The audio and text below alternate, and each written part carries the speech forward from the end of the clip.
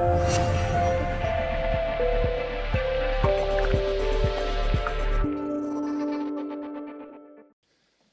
de mais, boa tarde. Meu nome é Filipe e, obviamente, trabalho então numa unidade termal que é as Termas de Chaves e as Termas de Vidago.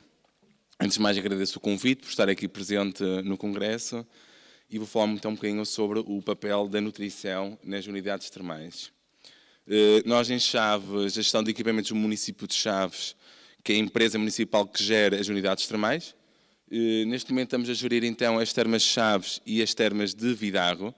São duas estâncias completamente diferentes, localizadas no mesmo concelho, mas que até estão localizadas em localidades diferentes, que é então a cidade de Chaves e a vila de Vidago.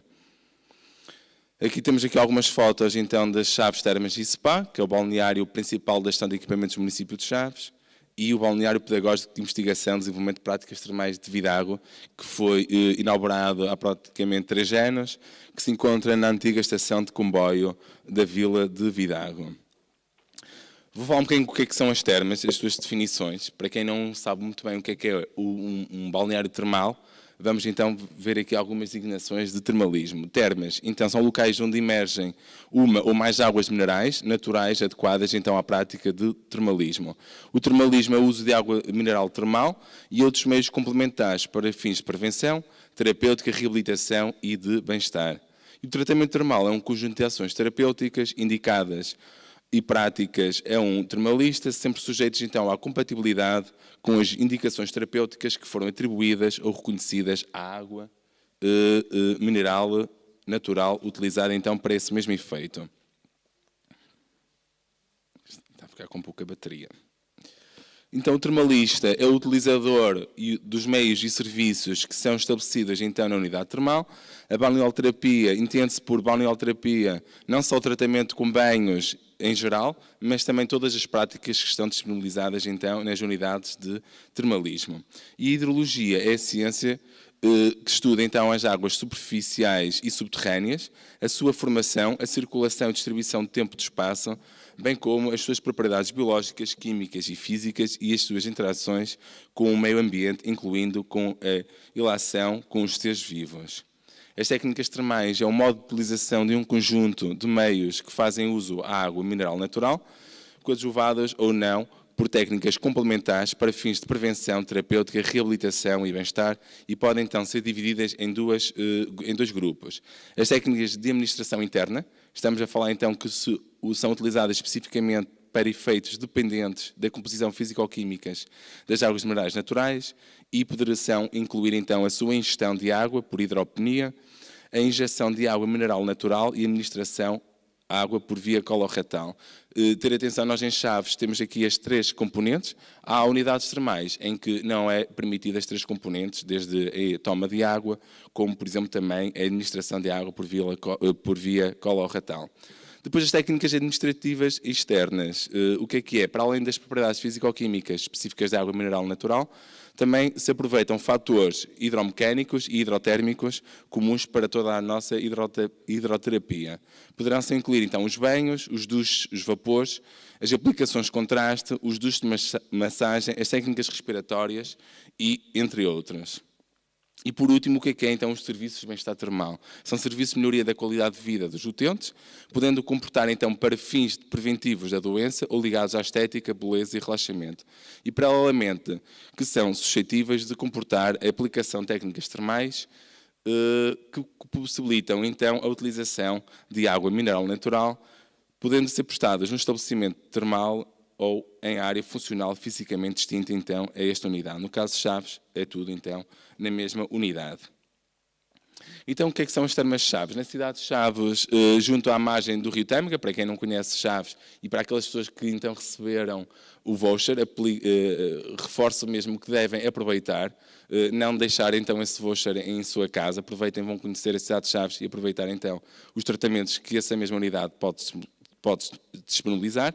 Então, na cidade de Chaves, junto à margem direita do Rio Tâmega, brotam então águas de composição única na Península Ibérica. São hipertermais, são quentes, A temperatura média da água de Chaves é 73 graus centígrados, são bicarbonatadas, sódicas e realmente à base de gasocarbónicas. Obviamente, quem irá usufruir dos tratamentos termais não irá usufruir da água a 73 graus centígrados. Estas águas serão arrefecidas. Reza então a história que na época do domínio romano as legiões e as suas incursões bélicas deitavam-se em águas ferventes da cidade Água Flávia, recuperando então as forças, tratando-se das várias moleitas que atingiam o corpo e a alma. Ou seja, já há mais de 2000 anos que estas águas eram então utilizadas pelo exército romano. As águas quentes da cidade de Chaves têm tradição milenar na cura de infecções musculoesqueléticas, do aparelho digestivo e do aparelho respiratório. Aproveita então essas terapêuticas medicinais para a prevenção e cura de infecções contemporâneas, desde o stress ao cansaço e à ansiedade, está ao alcance então todas nas termas de Chaves e nas termas de Vidago. Então aqui é uma imagem que era há uns anos atrás, onde é que está agora o complexo termal de Chaves. Era um campo em que brotavam águas e realmente naquela altura as pessoas utilizavam a água para depenar galinhas e outro tipo de animais e não era realmente aproveitado para os tratamentos. Depois surgiu então a primeira buvete e depois surgiu então o primeiro complexo termal que difere completamente da arquitetura que hoje o balneário apresenta. E este realmente é o balneário presente das termas de Chaves. Contudo, apesar de o balneário ser recente e de aplicarem os seus tratamentos através da água recentemente, no último século, Chaves já tinha as suas propriedades no templo romano. Contudo, a nossa história ficou muito escondida porque houve um terremoto há mais de 17 séculos que omitiu então o que era as termas de Chaves. Nesta imagem do final do século XX era a praça do Palácio de Justiça e realmente quando a Câmara Municipal de Chaves quis fazer um parque subterrâneo, descobriu então o achado dos romanos. Aqui temos as várias etapas que passou esse processo. Quando começaram então a desterrar, viram então uma muralha medieval e, obviamente, entrou então a parte dos arqueólogos. Contudo, não sabiam que por baixo de uma muralha medieval encontrava-se então um espólio muito mais interessante do que a época medieval, que seria então o balneário romano. Então, este terremoto ocorrido no século VII, escondeu e congelou o que era realmente o maior balneário termal da Península Ibérica e podemos dizer realmente de toda a Europa. E neste momento encontra-se então aquela bela praça do século XX, encontra-se agora este edifício, que será então o primeiro museu de Chaves, que representa então o domínio romano em termos de termas. Ainda não está inaugurado, mas recentemente esperamos nós que vai ser então inaugurado e vocês poderão então usufruir dessa mesma visita. O que passou e o que é agora então o nosso museu ou futuro museu. Então vamos falar um bocadinho sobre nutrição e sobre o termalismo, que é o convite que me foi feito. Os objetivos então do Gabinete de Nutrição, o que é que quer dizer quando nós implementamos o Gabinete de Nutrição? Era para contribuir o incremento de qualidade de vida e a sensação de bem-estar de todos os termalistas, todos aqueles que frequentam a unidade termal, promover o ensinamento sobre regimes dietéticos adequados, cooperar no desenvolvimento de programas de saúde termal, participar na organização de eventos específicos. E esses são o que vão aqui apresentar. Então, a minha função na unidade termal é apresentar vários tipos de ensinamentos ao nosso termalista, e entre eles, o primeiro é sessões de educação alimentar. Nós fazemos sessões de educação alimentar que são as tais consultas multidisciplinares, as consultas em grupo, em que todas as semanas, uma vez por semana, pode ser à terça, quarta ou quinta-feira, fazemos então sessões de educação alimentar com vários temas distintos que são abordados e do interesse então dos nossos termalistas. Depois também realizamos workshops de culinária saudável. Obviamente não é todos os meses e não é todas as semanas. Fazemos aqui alguns meses específicos, nomeadamente na época alta, em que esta realização de workshops é dividida em 3 partes. A primeira parte é a introdução ao tema, a segunda parte é um show cooking, que iremos cozinhar ao vivo com os nossos termalistas, ou com aquelas pessoas que participam nestes cursos de culinária, e a terceira parte será uma parte mais agradável para todos os participantes, que é a degustação então dos pratos que nós então iremos falar. Vários temas que estão desenvolvidos nestes show cookings, desde cozinhar sem alergias, a dieta mediterrânica, cozinhar pratos saudáveis e equilibrados no verão, mitos associados muitas vezes aos laticínios, aos ovos. Então temos aqui um tema em que é abordado pelos nossos termalistas, é desmitificado também com as dúvidas que surgem na atualidade e depois iremos então cozinhar pratos desde entradas a pratos principais com o elemento-chave que foi então o tema desenvolvido. Depois também temos um projeto através do Inatel. Nós também colaboramos com a Fundação Inatel, em que vão grupos específicos à nossa unidade termal e também fazemos uma intervenção específica então nesse mesmo grupo. Aqui tenho então alguns temas, este slide está atrasado, aqui alguns temas que foi desenvolvido então na parte do nosso show cooking, desde então alergias e intolerâncias alimentares na cozinha, cozinha vegetariana, ervas aromáticas e especiarias, como reduzir então o teor de sal, como falou o colega no período da manhã, na prevenção das doenças cardiovasculares, a utilização então de ervas aromáticas e especiarias, porque as pessoas realmente por vezes pensam que cozinhar com ervas ou especiarias não estão habituadas, como é que podem reduzir ou eliminar completamente o sal sem os sabores estarem lá presentes. E obviamente conseguimos cozinhar todos os nossos pratos com sabor, agradáveis ao paladar, sem a utilização de 1 grama de sal, utilizar então as ervas aromáticas e especiarias, combinar muito bem e realmente conseguimos obter então pratos muito mais adequados, muito mais saborosos e muito mais adequados ao padrão alimentar. Depois também o padrão mediterrâneo, o chocolate e café também, às vezes pensamos que o chocolate e o café são inimigos da alimentação, desmistificar esse mito, e são alguns temas que nós debatemos então nas termas de chaves. Depois também promovemos também as caminhadas, falar sobre a alimentação e sendo um estilo de vida saudável, também devemos falar que a atividade física é fundamental e obviamente também temos então incluir a atividade física nas nossas atividades. Promovemos então caminhadas com uma regularidade de 1 a 2 vezes por mês. O objetivo dessas caminhadas é fomentar então a atividade física na população mais velha, que por norma é o nosso público-alvo, mas também fomentar também no nosso público mais jovem, que também pode mesmo assim frequentar. A ideia então é fomentar a atividade física, fomentar também as tradições relacionadas com a nossa cidade, levar a locais específicos e tradicionais, em que a pessoa promove, faz então uma caminhada, depois dessa caminhada iremos então visitar o local escolhido, ver as tradições dessa localidade, e será servido um pequeno almoço saudável, uma pequena palestra sobre estilos de vida saudável através do exercício físico e realmente depois regressamos ao balneário termal, ou a pé outra vez, ou de autocarro, depende também do circuito que nós iremos então selecionar. Aqui são algumas caminhadas que nós promovemos, desde a rota do contrabando, a rota do Barro Preto, a rota da Padeira, também são rotas também tradicionais ali do concelho de Chaves. Depois também temos parcerias com o setor da hotelaria.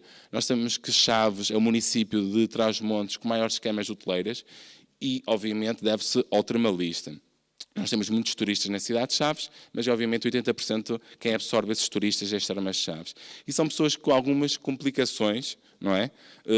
De hábitos alimentares, não é? Se vão para uma unidade termal, também devem ter então cuidados nesses mesmos 10 ou 15 dias que vão frequentar a unidade termal. Então é importante também nós darmos ensinamentos de culinária saudável às unidades hoteleiras, desde os restaurantes e também aos hotéis. E por isso aquelas pessoas que estão a fazer termas e que estão a frequentar essas mesmas unidades hoteleiras na cidade de Chaves, também têm um padrão alimentar específico que a pessoa poderá adotar. Obviamente não é obrigatório, mas a pessoa que estiver naquele hotel tem um plano estruturado, personalizado pelo nutricionista da unidade termal, e que poderá então usufruir dessa mesma refeição se quiser então ter então os hábitos mais adequados ao tratamento termal. Depois nós também temos promoção de alimentos saudáveis no complexo termal, também disponibilizamos de um bar em que fornecemos então refeições adequadas para fazer o pequeno almoço, os lanches da manhã, os lanches da tarde, ou até fazer alguns almoços no período da manhã. Então, os objetivos das consultas de nutrição, para além dessas atividades envolvidas no nosso complexo termal, também temos a consulta personalizada do nosso termalista. O objetivo, então, é adotar a atividade física regular, é melhorar o perfil nutricional do nosso doente, é diminuir os fatores de risco de doença cardiovascular e de outras patologias crónicas, é melhorar a composição nutricional, é reduzir a insatisfação pelo corpo, é aumentar a qualidade de vida associada ao peso e à saúde, é aumentar a aptidão física e a mobilidade e, obviamente, melhorar os níveis de autonomia e autoeficácia.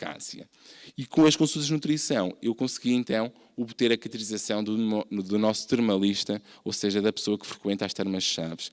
Nós sabemos que isto, obviamente, não representa todos os termalistas que frequentaram nos últimos 3 meses as termas-chaves, são aqueles termalistas que frequentaram as termas-chaves e usufruíram também da consulta de nutrição. Então, da consulta de nutrição nos últimos 3 meses, nós obtivemos 68% do sexo feminino e 32% do sexo masculino e, obviamente, representa aqui a maior fatia é pessoas acima dos 65 anos de idade. Depois, reparamos que quase metade da nossa amostra apresenta excesso de peso, que está ali a verde. Depois, 37% encontrava-se... Peço desculpa, quase 50% encontra-se em obesidade, 37% encontra-se em excesso de peso e só 14% da minha amostra apresentava um peso adequado. O que acontece então com essas pessoas que têm excesso de peso e obesidade? Nós sabemos que a maior parte das pessoas que frequentam as termas-chaves têm problemas osteoarticulares e nós sabemos que os problemas osteoarticulares estão associados também ao excesso de peso e à obesidade. O excesso de peso coloca então uma carga adicional sobre as nossas articulações, e a obesidade é um fator agravado para a osteoartrose. Ou seja, o risco do aumento de peso vai, então, aumentar o risco também, então, dos problemas osteoarticulares. Temos aqui, então, vários estudos que comprovam isso mesmo. O excesso de peso leva, então, ao desgaste da articulação. Uma carga elevada resulta na degradação da cartilagem e as alterações ósseas, indicando, então, que o peso é importante na iniciação, então, da progressão das doenças osteoarticulares. Na presença da revisão demonstrou também que o tecido adiposo inflamado e as dislipidemias relacionadas com a obesidade desempenham papéis centrais nos problemas osteoarticulares induzidos, então, pela mesma obesidade. Fundamental, então, é essas pessoas perderem peso e terem hábitos alimentares adequados para, então, seguirem um regime alimentar estruturado às suas necessidades. Outro estudo também relaciona, então, a obesidade e os problemas osteoarticulares. A obesidade é amplamente reconhecida como um fator de risco para a incidência e progressão da osteoartrite e uma influência negativa sobre os mesmos resultados. Ou seja, realmente o nosso termalista são pessoas com graves problemas osteoarticulares e realmente estão associadas, e vocês repararam, 50% apresentam obesidade e 37% apresenta, então, excesso de peso. É fundamental, então, dar ensinamentos, aplicar planos alimentares personalizados para terem o objetivo de melhorarem a sua condição física, no problema osteoarticulares, também com a redução, então, do peso, para, então, o efeito ser positivo nos seus tratamentos que estão a fazer, então, na unidade termal.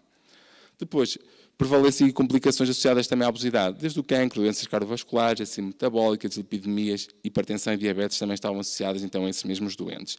E vamos ver, então, que colesterol, que 58% da minha amostra apresenta, então, com dislipidemias, nomeadamente colesterol, e realmente associar o colesterol com a obesidade, então, iríamos para 69% da nossa mesma amostra. Só passar aqui, então, o que é que tem a ver o colesterol com esse mesmo doente, mas vou passar para não perder aqui muito mais tempo. Depois, em termos de hipertensão, também associamos que a minha amostra, nos últimos 3 meses, em 49% apresentava com problemas de hipertensão arterial, ou seja, metade da minha amostra, para além de ter o excesso de peso e obesidade, também apresentava metade com hipertensão, e associada à hipertensão com obesidade, obviamente, a minha amostra iria, então, aumentar para 55%. O risco de desenvolver, então, pressão arterial é elevada, 2 a 6 vezes maior do que aquela pessoa que apresenta, então, um peso adequado. A obesidade está relacionada com o aparecimento de hipertensão e o aumento de peso durante a vida adulta é responsável por grande parte da elevação da hipertensão arterial, vista também com o envelhecimento, visto que a minha amostra também é maior numa população acima dos 65 anos de idade. E, obviamente, a perda de peso é fundamental para controlar os níveis de hipertensão arterial. Ou seja, se eu controlar e reduzir o peso da minha amostra, obviamente irei ter resultado também nas melhorias da hipertensão arterial. Não só através da medicação, não é? Mas com a perda de peso, obviamente, iria incidir e iria reduzir, então, os níveis de hipertensão do meu doente.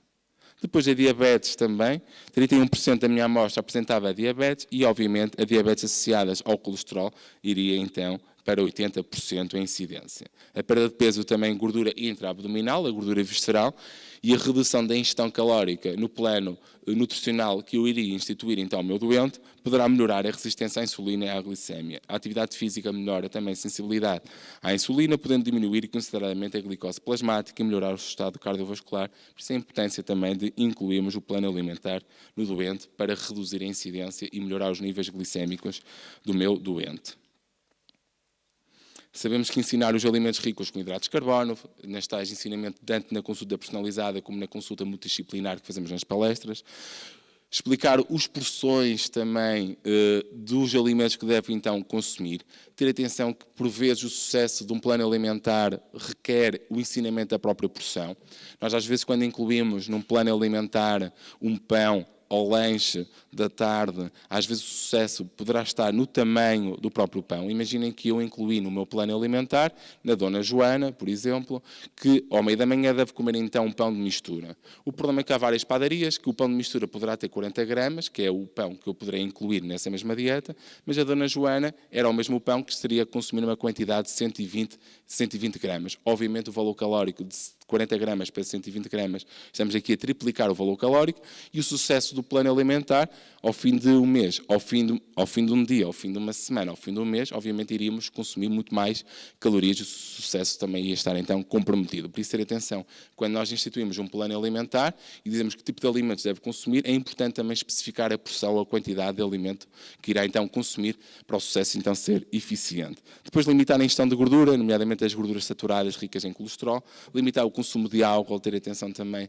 à quantidade de álcool que nós também devemos então incluir no plano alimentar. Nós sabemos que há vantagens no consumo de vinho tinto na prevenção das doenças cardiovasculares e o tipo de doenças associadas, devido aos antioxidantes neles presentes. E quando nós falamos que um copo de vinho à refeição não faz mal a ninguém, o problema é importante também especificar a porção do copo, porque eu em casa posso ter copos assim, ou copos assim, e o doente poderá às vezes pensar que o copo maiorzinho seria o mais agradável quando a porção é completamente diferente. Por isso, a porção é importante não só para os alimentos, mas também para as bebidas que poderão então ingerir.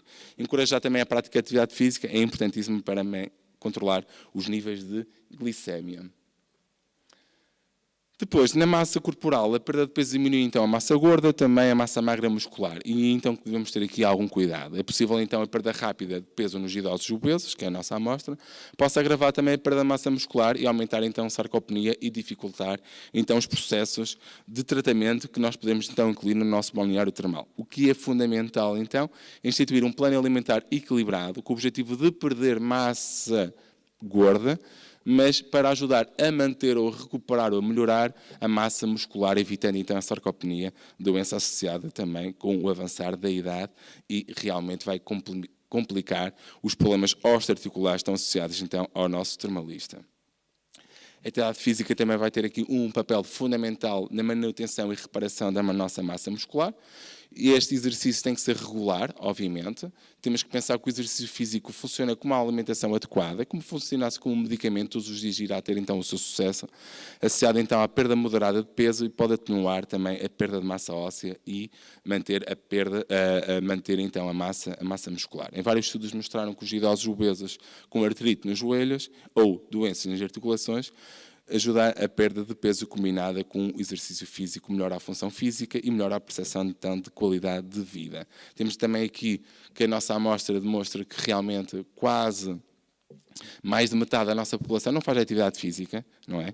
A atividade física, estou a falar da atividade física regular, no mínimo 30 minutos de pequenas caminhadas, ou seja, só 81 pessoas, ou seja, 37%, praticava então uma atividade física regular, que seriam as tais caminhadas de meia hora, e verificamos também que há significado estatístico naquelas pessoas que praticavam então atividade física regular com IMC, com índice de massa corporal mais baixo, relativamente com aquelas pessoas que não praticavam qualquer atividade física ou, no mínimo então, pequenas caminhadas de 30 minutos.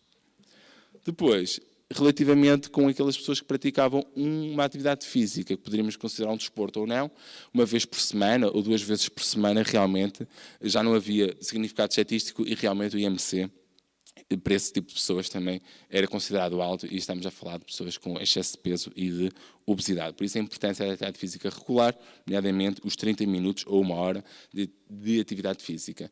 Ter atenção que nós não prescrevemos atividade física, quem prescreve a atividade física são os nossos técnicos de atividade física, que estas armas chaves nós aconselhamos, não é? Eu prescrevo o meu plano alimentar e depois o colega da atividade física irá prescrever então a atividade física, que é fundamental ser prescrito por alguém que tiver conhecimento. Porque por vezes nós nutricionistas temos o hábito de deve caminhar, deve fazer natação, deve fazer qualquer atividade, e nós não temos formação e vamos complicar mais a sua condição física, que essas pessoas também vão às termas com uma condição física muito alterada, não é? Com os tais problemas osteoarticulares, e é importante então personalizar essa mesma atividade física.